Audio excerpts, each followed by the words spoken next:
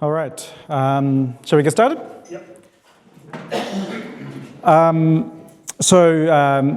Alex asked me to kind of give you just an update on what's going on in the economy and what does it mean for SMEs, because most of the people I speak to tend to be large businesses and they have different kind of resources. So I'll try and kind of give you a bit of picture in terms of what's going on in the world, what's happening in New Zealand, and what it means for SMEs.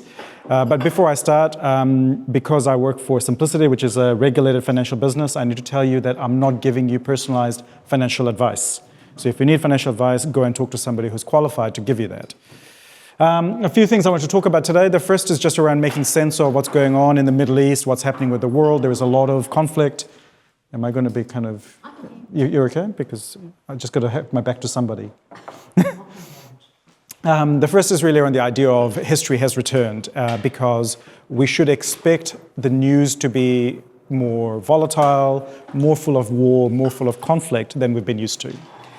When I look at what's happening in New Zealand, generally speaking, it's looking a hell of a lot better than it was even late last year.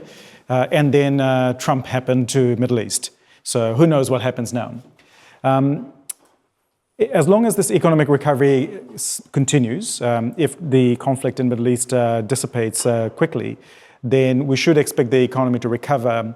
And the big issue for most businesses is not going to be, do I have enough customers? It's going to be, do I have enough workers? So we tend to sort of fluctuate between those two states of the world. I don't have enough work or I don't have enough workers. It's always one of those two. And the last is going to be just a bit around how I think you should plan as a small business. But just very quickly, in terms of what's happening out in the world, I think the story kind of makes sense best when you kind of look at it in terms of oil prices. You can see that oil prices tend to really pick up when there is lots of conflict, right? Unsurprisingly. There is war, supply is disrupted, everybody's scared, prices go up. So the first time that we had a really big oil shock was, you guys are pretty young, so you wouldn't have been there in terms of being adults, but Yom Kippur, that was when there was the first big shock. Then the Iranian Revolution, there's a bit of an echo of history there, isn't there? And then Saudi essentially capitulated and oil prices came down and stayed low. And then some of you will remember just how high oil prices got just before global financial crisis. It was just, we're going to run out of oil and all that kind of stuff. And then we had lots of things happening in terms of fracking and whatnot, and the global economy was weak. And then we had the Russian invasion of Ukraine, and the latest one is what's happened with Iran. So it sounds really fearful if you look at what's going on with oil prices right now. You look at the headlines, it's all terrible, right? But it's not as terrible as it was when Russia invaded Ukraine. There are lots of risks, but you just got to keep in context. The more important thing is not whether oil prices are going to rise for the next time you go fill up your tank. It's more about what does it mean about the state of the world. And the state of the world is less certain than it has been for in our lived history. And a lot of that has to do with what's happening on the picture on the right-hand side. If you look at that orange line that shows you the share of countries around the world that are polarized, and essentially that's been increasing for the last 30, 40 years. And it's that polarization, it's that discontent, it's that anger that's spilling over into the politics we see around the world. So whether it's Trump again, whether it's Brexit, whether it's the rise of the far right, they all have their roots in this discontent of people becoming angry, becoming disconnected, yeah? And so we should assume that for the coming kind of decades that the world will be different. And it's really because what we're seeing is after the Second World War, we had a broad consensus that the Western Alliance is in charge. Yeah? That we have shared values in terms of countries working together, that we're going to cooperate on economy, defense is going to be kind of something on the side, borders are sacrosanct, right? All of a sudden, they're not those things anymore. You can have wars, you can have borders being disputed, you can have people wanting to go and kill people in other countries, no problem, right? So even 10 years ago, that wouldn't have happened. So even when the Iraq invasion happened, it went with the Security Council's approval. This Iran invasion did not do that. So the reason I mention that is not because it's right or wrong, because war is wrong in many ways. But the problem is everything that we had built after the Second World War is now being dismantled. So there are fewer rules to guide the future. So we should be really, really mindful of what that means for us as people, in that what we're going to find is politics is going to become much more volatile, much more uncertain. We're just going to see just a lot more friction, a lot more quick changes of politics, quick changes in policies. And for us, that means what we're going to see is you will have a government that comes in and goes, look, I've only got 3 years. Let's just get things done. right? But we know that when they're gone, the next lot is just going to rewind the clock, right? They're going to move back to what it was. So we're going to be in this environment where policies, rules, regulations are going to change a lot. So for businesses, it's really important to understand that the external environment becomes more volatile. So we need to get more resistance, more resilience, more strength inside of ourselves and inside of our organizations. That's where we have to find that stability. What it's going to mean is that you'll have a lot less certainty around the demand for your goods and services, the prices of your products, so supply chains will be much more volatile. So for example, the oil price shock, everybody's talking about fuel prices, right? I'm really worried about what's going to happen to the price of fertilizer and what's going to happen to the price of plastics and what's going to happen to the price of other things, because all of those prices will go up at the same time. The oil one is the obvious, but if you're a builder and if you haven't built in those cost increases, you're going to get caught short if you fixed price a contract, right? So you just got to be really mindful of those kinds of things. And we've also got this big change that's happening with technology at the moment. Our friend was talking about technology before. And it's not just about understanding the technological changes happening, it's about asking yourselves, how can I use it in my business in a way that's going to be good, that's going to get the right outcomes, and understanding that your customers are using the technology to find you. And you have to be found, you have to be understood by the technology that they're using to find you. So it's not about search engine optimization anymore, and it's all those other bits and pieces that you've got to do as well to be able to do that. The thing that's going to be really fascinating in the next few years is what we're going to find is our politicians are going to promise us lots of unicorns. And what I mean by unicorns is people want to offer you things that cost nothing, right? It's going to be good, fast, and cheap all at the same time. How often has that happened to you when you've tried doing that in business, right? It's either expensive or it's slow, so it's crap, right? It's one of those three things. And the temptation is when the public is angry or is fragmented, well, nobody wants to buy something that's expensive. Nobody wants to buy something slow. Nobody wants to buy something that's bad. So what do? So you just say, look, there'll be no cost to you. Everything will be better if you just elect me and I'll fix everything. And then they can't do it, so you really hate them, right? And I think that's what's happening in politics at the moment. But before I sort of move on from the global thing, I'll just touch on where I see the risks at the moment from the global economy. The first, of course, is the direct channel is oil, of course, in terms of fuel. But fuel prices will add, $1.5 billion to the cost of households, right? So in terms of what we spend, for an average family, it's probably going to mean somewhere around $500 to $750 per year, right? That's a lot of money. But it's within the scope of like 10 to 15 bucks a week, right? So you got to keep it in context. It looks really scary. Oh my God, over $3 petrol. But it's probably 10 to 15 bucks a week. So just keep that in context.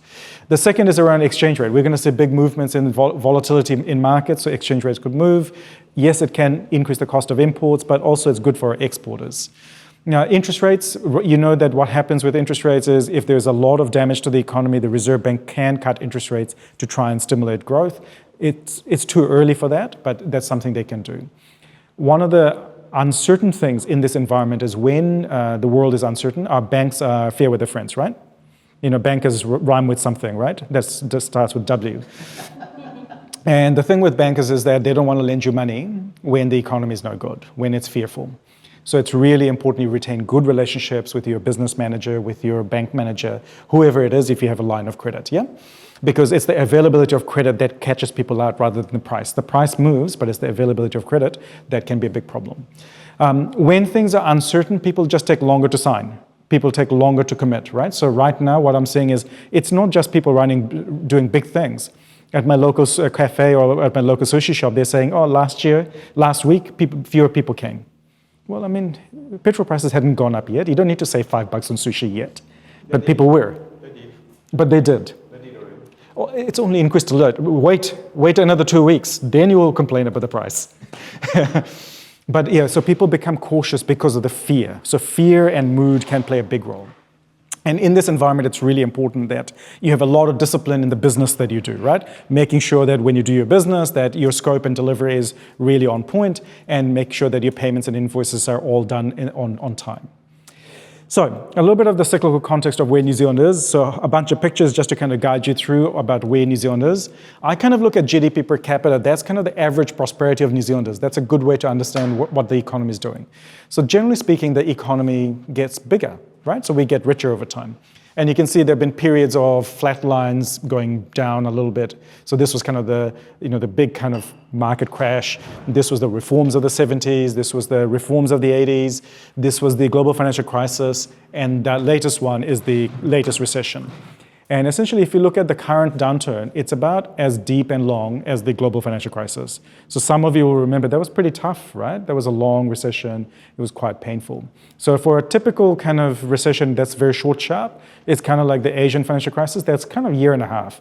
You fall in, you come out. It's not too bad.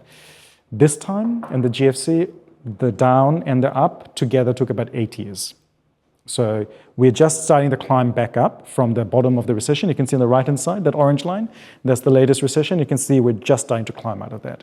So the good news is that while things are still not as good as they were, the momentum is forwards. This means that people are starting to make decisions. A recession is not just things going backwards, it's people not making decisions. So for 2 years, people just put things off, didn't replace the car, didn't replace the fridge, didn't do the thing, didn't do the other thing. And the first part of the recovery is exciting because everybody wants to do all those things that they haven't done for the last 2 years. So when it comes back in a hurry. So you just need to be really mindful that you need to have the capacity to be able to take advantage of that recovery when it comes. But it's not yet a balanced recovery. And what I mean by that is if you look on the right-hand side, you can see with businesses, they're saying in the gray line that next year things are going to be better. And in the green line, they're saying what's actually happening in the business right now. And until about 6 months ago, essentially businesses were saying next year it's going to be better. Surely it can't get any worse, right? Because it's been so terrible. Surely it's going to be better. But just in the last 6 months, we've seen actual sales in the businesses improving. So it's not just hope. It's not just hope that things are going to be better. We're actually seeing an improvement in sales. So that's what gives me a little bit more optimism about New Zealand right now, that yes, there are all these external risks. But if you look at what's happening locally, we're seeing that pent-up demand now starting to be realized. The handbrake is what's going on with households. That's on the left-hand side. That's how people are feeling about their finances. In the gray line is next year, we think things are going to be better, so much better. Surely it can't be any worse. Right now, things are not so good. That's the green line. And so that's the situation you find yourselves in. Like there's a lot of optimism and the mood is positive, but we're not quite yet seeing households being confident enough to do lots of things. But the catalyst is probably going to come from business because people are spending enough that they're seeing an improvement in sales. And when that happens, businesses will start to hire people. They'll start to invest in the technology that they haven't done. And that's what gives households the benefit of more jobs, more wages to be able to do more. So that's the kind of the backdrop of why we think things are looking, generally speaking, pretty good, notwithstanding the risks from Iran and all those other bits and pieces. And a lot of the reason why this has been happening is because that big shock of inflation we have during COVID. I mean, for most of us, it was the first time we had such a big increase in the cost of living, right? It was bizarre. Everything just got so much more expensive. We weren't the only ones. You can see on the picture on the left-hand side, it's a very busy chart, but essentially, with the countries that I look at, with the exception of China, because they can do whatever they want, with the exception of China, inflation kind of went up in most of the world. And it rose during COVID, and then it fell afterwards, initially because of the disruptions, the blockages, then because there was so much money flying around the economy. We were all buying whatever was moving, right? And then the central banks were like, nah, that's enough, taking the punch bowl away. They raised interest rates really sharply, and all of a sudden we're like, oh shit, we have no money anymore. And so we stopped spending. So it was very deliberate. So that's why inflation slowed. And then the central bankers went, oh, maybe we did a bit too much. So let's wind it back. So they cut interest rates. And that's where we find ourselves today. The reason why the economy is coming off the bottom is because interest rates have fallen. They're currently at levels that should encourage people to spend more money. Hasn't yet, but that's the level that they're at. It should be encouraging people to do things. There's a couple of other kind of external kind of indicators that are kind of telling me that things are beginning to improve. So you can see on the left-hand side, net migration has picked up. Now, migration is not a great source of economic growth in New Zealand because, we fucked it up so much when it comes to housing, transport, health, education. We've not invested in the social and physical infrastructure. So when we have immigration, people get angry, right? So in New Zealand, only half of New Zealanders think that immigrants make good citizens. In Australia, it's over 90% of Australians, and they're more racist than us. They think, 90% of Australians think that immigrants make good citizens. So this is a political problem for New Zealand, that we rely on immigration to create economic growth, but the public is running out of appetite to support immigration. So it's a real issue, particularly for places like Auckland, right? Because we're a very multicultural place now. And when we say immigrants, we generally mean people who are not white. That's what people see, right? So there's a real issue here in terms of the future of New Zealand, in terms of whether we can hold a social fabric together if we keep on relying on immigration as our shortcut to creating economic growth. Having said that, the fact that it's increasing just means for Auckland, when you've got population growth, you've got economic growth. It's a given. And on the right-hand side is the other indicator I look at very closely, which is whether businesses are hiring. So when businesses are advertising for vacancies, that's a sure sign that things are improving. I'd like it to improve a bit more. I'm really having to squint to see the recovery, but I wish I didn't have to do that. So you can see how high it was during the COVID years, so I'd like a little bit of that. We haven't quite got that yet, but that's the indicator I look at to kind of get a sense of, well, how much of that optimism of business is translating into action. When that happens, you can be really confident the recovery is taking hold. There's also some, less important for Auckland because we are a very kind of service domestic economy, very, very much a inward-looking economy. But outside of Auckland, what's happening in tourism and exports really matters. The tourism sector has really rebounded, so that's been very strong, particularly for visitors from the US and Australia. Not so much from China. China's still well down on pre-COVID levels. They're going to Japan and other places. They're not coming to New Zealand. So these things can change a lot, but it has big implications, right? So for example, if you had a tourism business in Rotorua that was really geared around Chinese visitors, that's not recovered as much as the tourism businesses in Queenstown, which had been really geared up for Americans and Australians. So very uneven. If you go to Queenstown now, the place is absolutely full of Americans and Australians, but also Aucklanders, because every Aucklander seems to have a house there. Honestly, last time I went to the pub to have a beer in Queenstown, I saw more Aucklanders than locals, or tourists. But also you can see on the right-hand side, exports, while the trend over time has been downwards, you can see just in the last year or so, exports have rebounded. I was in Balclutha recently. I went to a shearing competition. And this was the first time I've seen a sheep farmer smile, because sheep farming is one of the hardest jobs in New Zealand, but lamb prices are up, wool prices are up, dairy prices are up. Things are actually looking really good in provincial New Zealand. So that means less for Auckland, but from a New Zealand perspective, there is a bit of a foundation for economic growth. This year, we've got an election, right? So there's a general election coming up, and that can create a lot of noise. I encourage you not to watch the news too much. Politicians will say whatever they need to say to be able to be elected. Their promises mean very little. Right? And at the moment, what we're looking at, if you look at the polls, is it's very close. And the way that I describe it is, we don't like anybody at the moment, right? So it's quite an interesting one. On the right-hand side, there's a question that's asked in terms of, do you think the country is heading in the right direction? And generally speaking, we're a fairly positive group in New Zealand, right? We think we're generally heading in the right direction. I'll question that, but okay. It's generally pretty positive. And then we had the second term of Jacinda, and by then we were like, yeah, fuck it. We're done with the lockdowns. Get out. We don't think we're heading in the right direction anymore. So we don't like Jacinda anymore. So we had a change of government, and then it turns out we don't like the new lot either. So we're kind of stuck in this environment where we kind of go, we thought we were getting something else, but what we got was just a different kind of incompetence, right? So we're really stuck in this trap at the moment. I think what we're going to find is when these people look at the politics, they're looking for solutions, but our politicians are not looking to do the difficult things. They want to answer with the unicorns. They want to promise you all these things they can do for you without any cost. It doesn't exist, right? Whether it's in politics or in business, if you want good outcomes, you have to make investments. Everything is a trade-off, right? You've got to make those changes. So politics, I think, is going to be very messy this year. I think we're going to see a lot of noise. It's going to be a lot of distraction, but I don't think we're going to see any good outcomes as a result of it. Now, what does it mean for small business? Well, there is the issue of the economic cycle that, of course, matters. For small businesses in particular, I ask my small businesses that I talk to not think about the economy too much, because what happens to the economy doesn't happen to your business. It might have an influence, but you can do a hell of a lot, which is all about retaining your customers and retaining or gaining market share. You can create a lot of economic growth through a downturn through market share alone.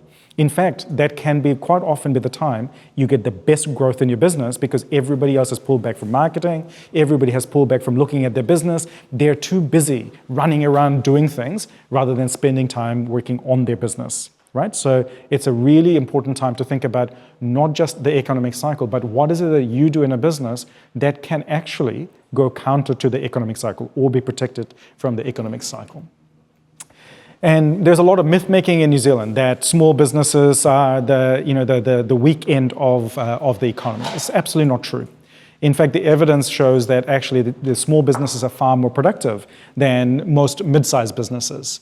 So if you look at the size of New Zealand's economy, so large businesses, of course, take up a disproportionate share of the economy, right? So these are your huge power companies and the telecoms companies and those kinds of things. They're massive, and they make up about a third of the economy. But the other 2/3 of the economy is smaller businesses, and pretty much about a third of the businesses have one or less people in them, right? So quite often it's the self-employed person with no employees. So self-employed businesses alone make up close to 20% of New Zealand's economy. It is huge. And that gives you a little bit of a insight in terms of how diverse our small business sector is. But also, if you look at the productivity of these businesses, essentially up to about 5 employees is when businesses are really productive. After that is a value of death, and then it picks up. And the reason for that is quite often it's very challenging to be a medium-sized business.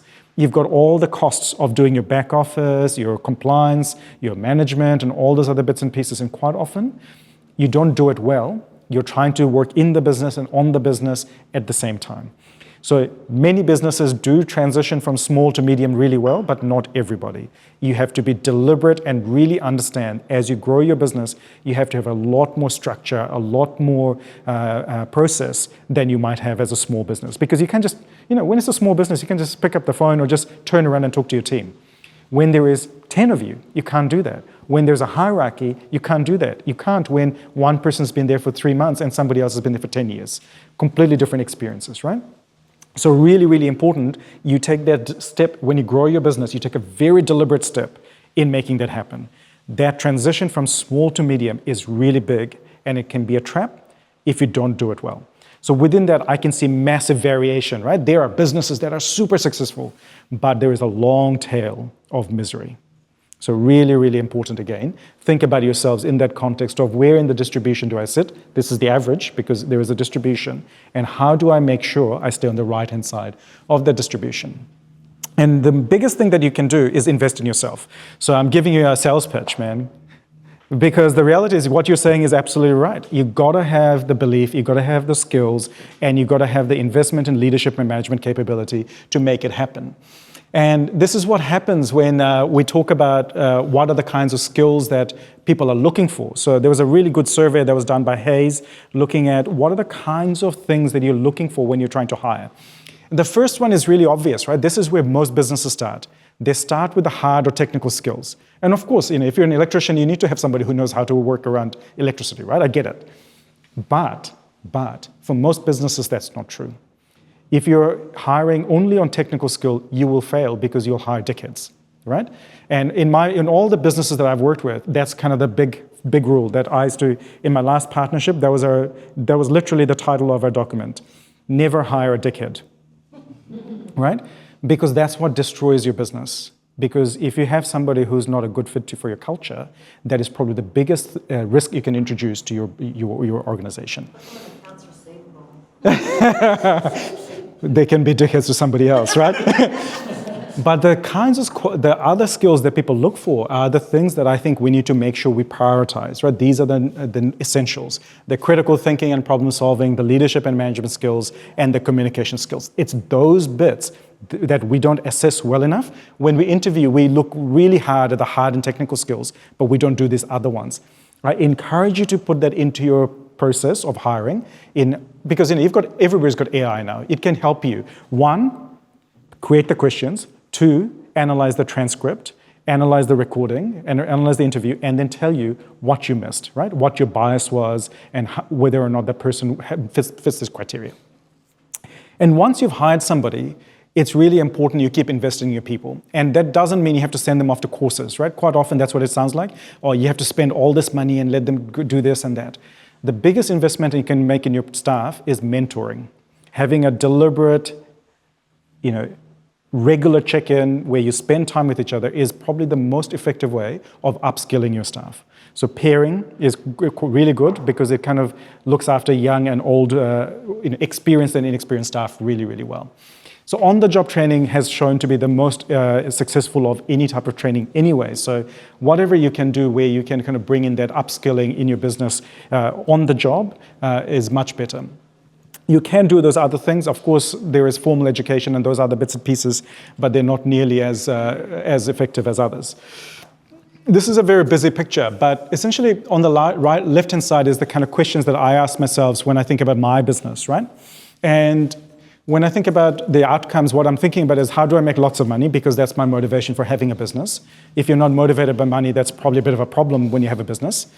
But it's not just profits for myself. I want my staff to be well paid. I want my staff to be paid better than everybody else. I want them to have better conditions than everybody else. I want them to be ruthlessly loyal to me rather than somebody else, because that means I've got that experience in the person to do the job for me when I need them to do it, which is really useful for the type of work I do. But if you want to get those good outcomes in terms of high profits and high wages, what you need is about understanding, which is about understanding what's available. Make sure you use the skills, the technology, whatever is available at the moment.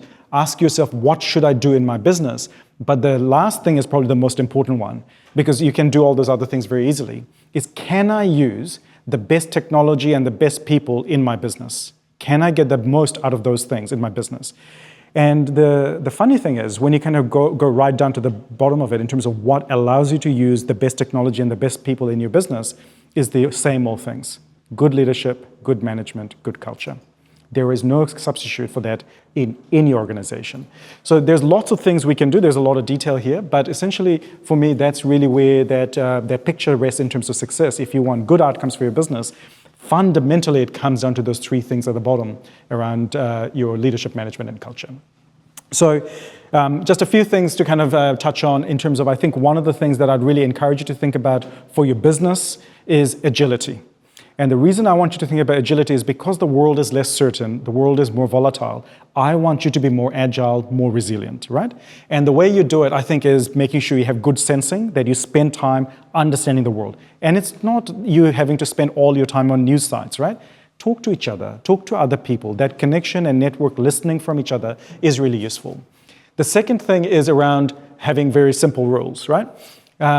When you make businesses, make sure you have processes so that you're not overwhelmed with everything. So make sure you have really well-structured ways of doing things. So having rules-based approaches to doing things means that you can free yourself up to do the other things that should require your brain power.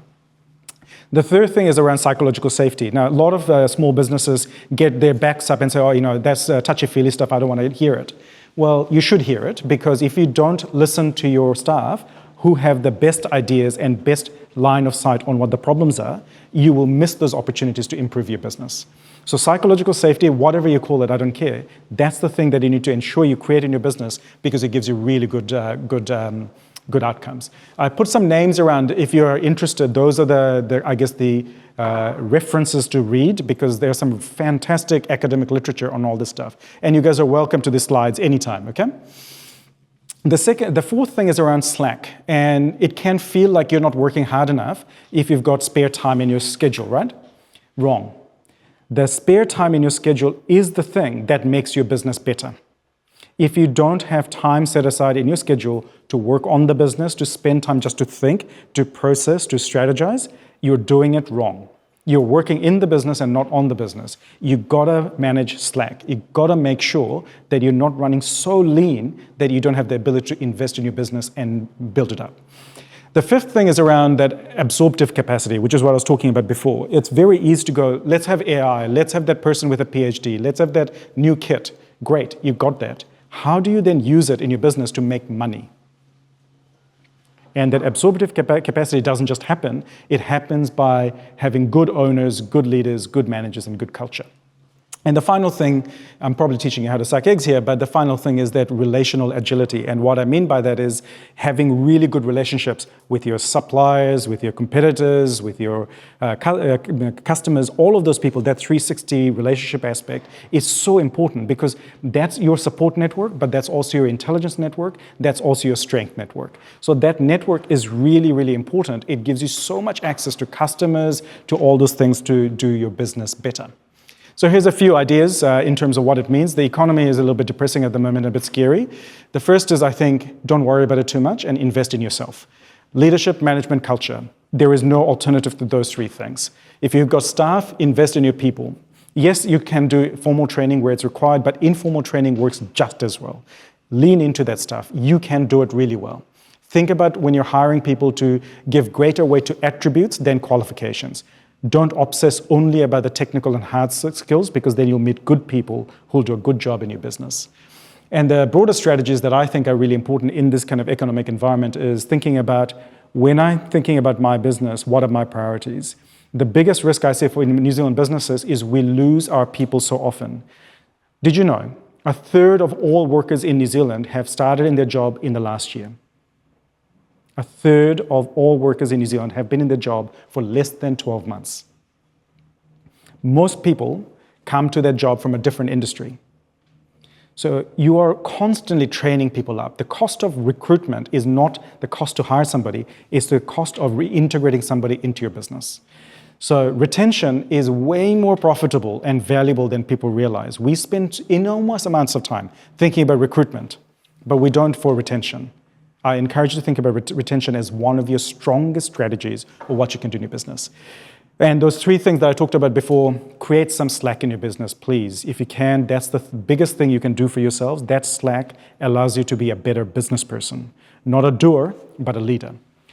Spend time scanning and understanding, and that can be just like this, just catching up with people, having conversation. It doesn't have to be formal, but that being in the flow of information is really important.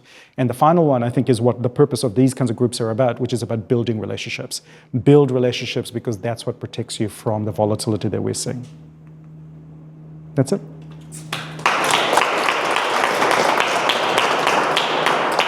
I really like how you're quite blunt about like this is actually what's happening, and then how you shared it. I kind of see it as that the government is a problem.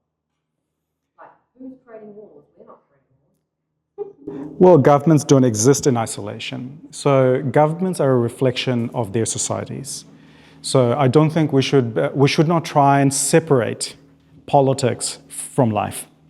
And for me, my interpretation is the reason we have the politics of war and conflict at the moment is because within society, we are fragmented and we are at war with each other.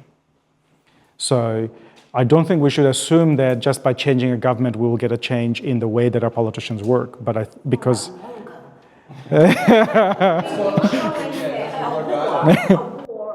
is actually what's driving the changes in the economy. Do you know what I mean? Like all those, It is. But if you just go back to it, the reason I think the war is happening is because of the discontent in our societies that's giving our politicians the license to do these things that are clearly wrong.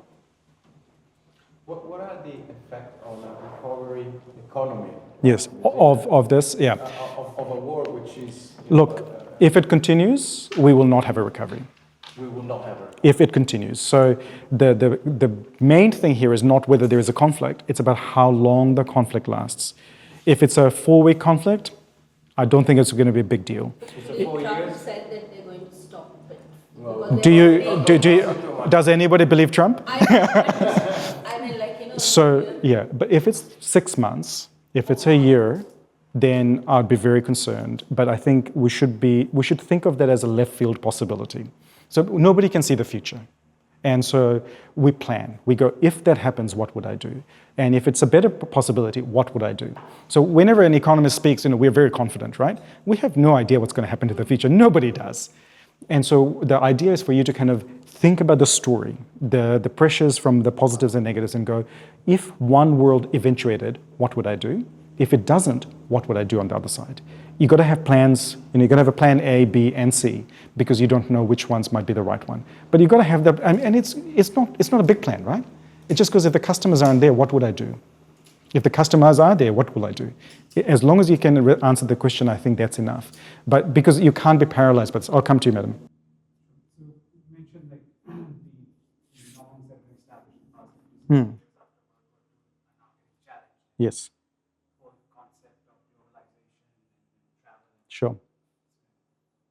Do you see this impacting how we think about politics and political systems? Yes. And kind of you look at what's happened in the Middle East in terms of change of regime and change of political systems, and that's the frustration around that. Yes. We don't want one type of which is politics, which is authoritarian. And now with this level of Conflict. conflict or certainty around that, who do we like? We technically don't like any. Democracy is not about being right, it's just finding enough people to believe you're wrong. That's right. So do you see that as a challenge? Because the politician right now is not concerned about doing what is right for the country. They're concerned about their 3 years and Sure. the next 3 years. Are you talking about the difference between leadership and politicians? Well, it is, I think, but I think you're right in that I think the political regime is changing. So there used to be some level of overlap between the major political parties. So they didn't contest every space, they contested some spaces. But I think when you get polarized politics, you get a lot more contest across everything. And that's the world we're heading into now. And as a result, I think our politics is not well suited for that. What we're going to see is lots of changes in governments, lots of changes in policies, and we are not going to like it as people. Because we don't disagree with everything, right? We are more complicated than that. I might have voted National Labour, but I don't believe 100% of what they sell. Nobody does, right? Because we're more complicated than that. And so I think that's the challenge. It's very difficult to hold that complexity in our political system. And as a result, I think we will have something different, but I don't know yet what that looks like. So, the description is we are in the interregnum. We're in the period of change from what we had to where we're going. But we don't know where we're going to. A follow-up question. In terms of New Zealand economy, we've always seen the correlation between the property market and our comfort around the property market. Sure. As the sense of comfort and wealth. Yep. Whether it's businesses and personal spending. You ask a business owner how your sales is, it'll be okay. If you ask him, my equity has gone up by $1 million. Go and buy a boat. Do you see that again shape? Like it's been consistently some young people giving up on buying houses. Yep. And yesterday there was an article that the sweetheart right now in the past 6 months actually has been shared on property. Do you see that paradigm shifting? I think it has already shifted. So New Zealand's home ownership rate has been falling since 1991. And so the current level of home ownership rate in New Zealand is the lowest since the 1950s. So even though we have an obsession with property, most people are not on the property ladder. So, fewer people are getting on the property ladder. I can't remember the exact number. I think it's like half of adults in New Zealand rent. So it's because of a will or because of lack of finances? It's because people can't afford it. Incomes are too low relative to prices. No. So everything has shifted in that because house prices have become quite expensive, it kind of means that people can't get onto that space. And that's fine, right? And so the question, I think, is, can the New Zealand economy grow without a housing boom? And my answer is, I think the economy can grow, but not as fast. Because if you think about even small businesses, many small businesses get their credit against their mortgage. So the house is not just a house. It's also your source of equity, it's a retirement plan, it's all of those things, right? So I think that's the worry is, it's not clear to me that the housing market is going to be nearly as buoyant as we have experienced since the 2000s. So pretty much starting from 2001, the property market has been a one-way bet in New Zealand, right? If you've been in property, you've done really well. Last 10 years, not so much, last 5 years in particular. But regardless of that, people still hope that that will be the case forever, right? And if it's not, and I think that's the question, is if it's not, what do we do? Well, we still have growth, but if you're not borrowing money, you can't invest as much. If you don't invest as much, you can't grow as much. And essentially, that's the big risk for New Zealand. Instead of growing at 3% a year, we might be growing at 2% a year. Because without housing, that's exactly what it looks like. Do you see UBI ever becoming a reality? We are a socialist country. No, I don't see UBI becoming a reality in New Zealand because the UBI requires a much higher tax rate. New Zealanders are socialist and don't like to pay tax. It's a terrible combination. Madam, you had a question. Asking, given the war situation and all, wholesale rates, what are your views? Because banks have reduced their long-term rates, right? Yeah, so wholesale rates have been pretty steady actually. So we have seen government bond rates increase. So my fear is that over the coming days, we are probably going to see wholesale rates drift up a bit. But I don't think banks are going to pass it on right now. They're not stupid enough to do that.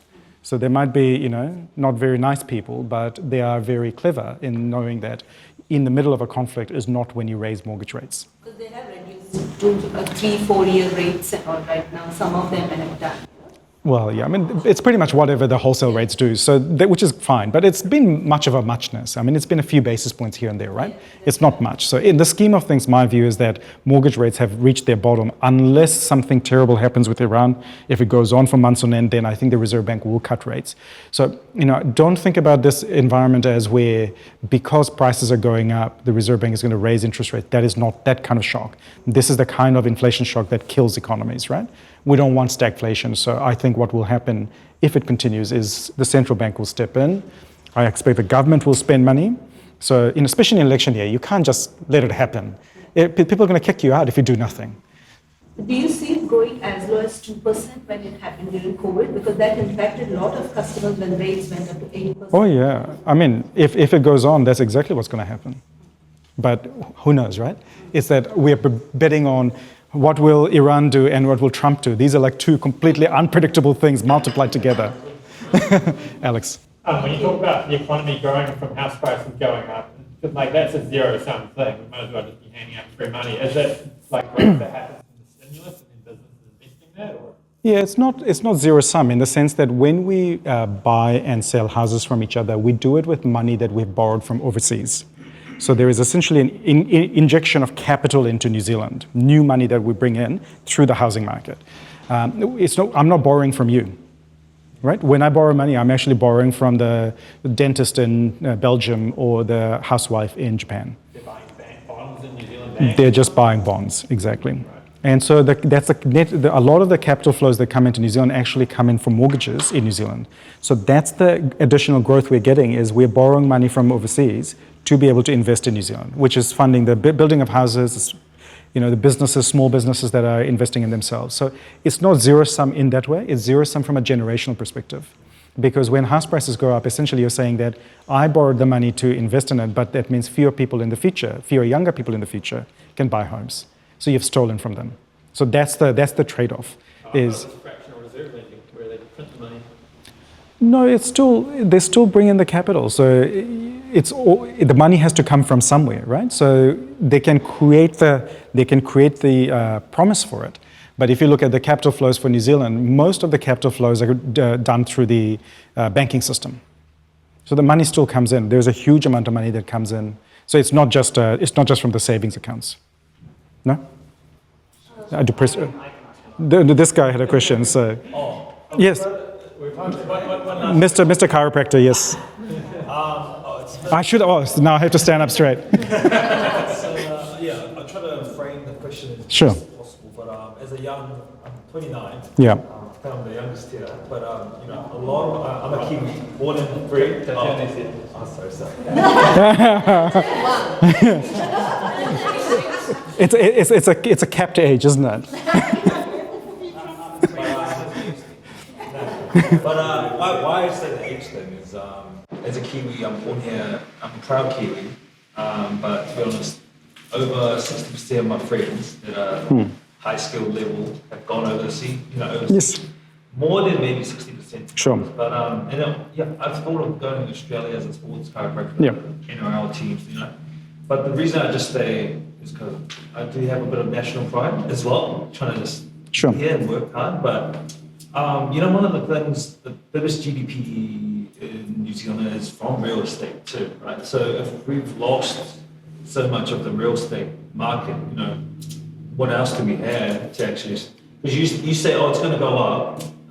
The economy. I feel like how we're going to go up because we have nothing to sell now. Exports not that good. What the lamb and all that, so Nigeria is only like 11%, and then everything else. I'm like, can't we just do what Australia is doing, which is maybe a lot of people might not like it, but mining, because we actually don't have any mining done we always buy what, oil from Thailand or something, and then that fuels, that's really expensive. Yeah, right? So I'm just like, New Zealand's economy is much more diverse than housing. So if you think about what happens in the economy, of course, housing is a big national obsession, but our economy is far more diverse than that. Australia's growth is not just about mining. Their economy has been growing faster than ours since the mid-1970s. They didn't have a lot of mining until pretty much the mid-2000s. That's when it really kind of took off, right? So yes, mining is helpful, but they've got a much larger economy that they have grown across almost every industry. And that's the trick, right? It's not just going, how can I choose a winner in industry X? It's about saying, how can I have businesses in New Zealand that do well? And that's what an economy is. It's a collection of people doing stuff, right? So I wouldn't be too pessimistic. New Zealand is not nearly as narrow as housing only. That's not true. We are much more diverse than that. Are we poorer than Australia? Absolutely. Have we gotten richer over the last 40, 50 years? The answer is yes. Has Australia gotten richer than us? Yes, also true. So it's really about trying to find our mojo back. And essentially the way that we think about it is either you can think about it in terms of how much do I earn, or you can think about it in terms of do I have businesses that are successful? And I think the latter lens is the right one to look at, because when you've got successful businesses that make good profits and give good wages, that's what creates good households, creates good lives, right? They're two sides of the same coin. So the business is your interface in the economy. And I would get less concerned about industries themselves and focus more on making sure that our businesses themselves are doing really well. Enough? Yeah. Sorry, I went over time.